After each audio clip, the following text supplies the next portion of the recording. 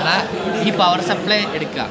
Power സപ്ലൈയിൽ ബീമിൻ്റെ voltage ഏറ്റവും മിനിമത്തിൽ ഇടണം, റിപ്പല്ലറിൻ്റെ voltage ഏറ്റവും മാക്സിമത്തിൽ ഇടണം. അതായത് ഇത് ഫുള്ള് ക്ലോക്ക് വൈസും ഇത് ഫുൾ ആൻറ്റി ക്ലോക്ക് വൈസും ഇടണം. എന്നിട്ട് നമ്മളിതിൽ ചെയ്യുമ്പോൾ ബീമിൻ്റെ വോൾട്ടേജും കറണ്ടും നമ്മൾ കോൺസ്റ്റൻ്റ് ആക്കി വെക്കും. എന്നിട്ട് റിപ്പല്ലറിൻ്റെ വോൾട്ടേജ് നമ്മൾ വേരി ചെയ്താണ് നമ്മൾ വാല്യൂ എടുക്കുന്നത്. അപ്പോൾ ആദ്യം ഈ വി സി ഇതെന്ന് വെച്ചാൽ ബീമിൻ്റെ വോൾട്ടേജ് കറണ്ട്.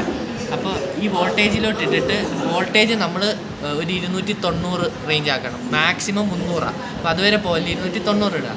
അത് കഴിഞ്ഞിട്ട് കറണ്ടിലോട്ട് തിരിക്കണം.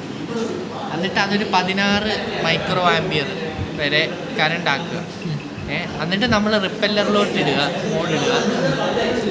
എന്നിട്ട് റിപ്പല്ലറിൻ്റെ വോൾട്ടേജ് വേരി ചെയ്യിക്കുകയാണ് ചെയ്യുന്നത്.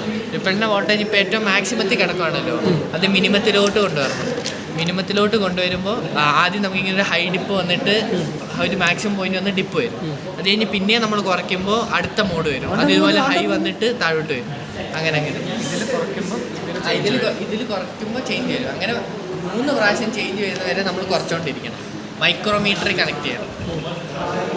പിന്നെ അത് കഴിഞ്ഞിട്ട് നമുക്ക് വേണമെങ്കിൽ ഫ്രീക്വൻസി ട്യൂൺ ചെയ്യാം. അതായത് ഡിപ്പ് വരുന്ന വാല്യൂ അനുസരിച്ച് ഇത് കറക്കം. ഇത് നമ്മൾ റൊട്ടേറ്റ് ചെയ്യുമ്പോൾ ഡിപ്പ് വരുന്ന വാല്യൂ ആയിരിക്കും, പിന്നെ നടുക്ക് വരുന്ന വാല്യൂ ആയിരിക്കും നമ്മുടെ ഇതിൻ്റെ ഫ്രീക്വൻസി എന്ന് പറയുന്നത്. പിന്നെ ഇതേ നോബ് നമ്മൾ CRO കണക്ട് ചെയ്താൽ അതനുസരിച്ച് റൊട്ടേറ്റ് ചെയ്യുമ്പോൾ 3 അല്ലാതെ വാല്യൂ എടുക്കാൻ പറ്റും. പിന്നെ ഇത് കണ്ടിന്യൂസ് വേവിലിട്ട് ചെയ്യാം, AM ഇട്ട് ചെയ്യാം, FM ഇട്ട് ചെയ്യാം. AM ഇട്ട് ചെയ്യുവാണെങ്കിൽ ഒരു സ്ക്വയർ വേവ് കിട്ടും. FM ഇടുവാണെങ്കിൽ ഒരു റെക്ടിഫയർ, ഹാഫ് വേവ് റെക്ടിഫയറിൻ്റെ പോലെ ഔട്ട്പുട്ട് വരും. കണ്ടിന്യൂസ് വേവ് ആണെങ്കിൽ ഒരു സൈൻ പോലെ ആയിരിക്കും ഔട്ട്പുട്ട് വരുന്നത്.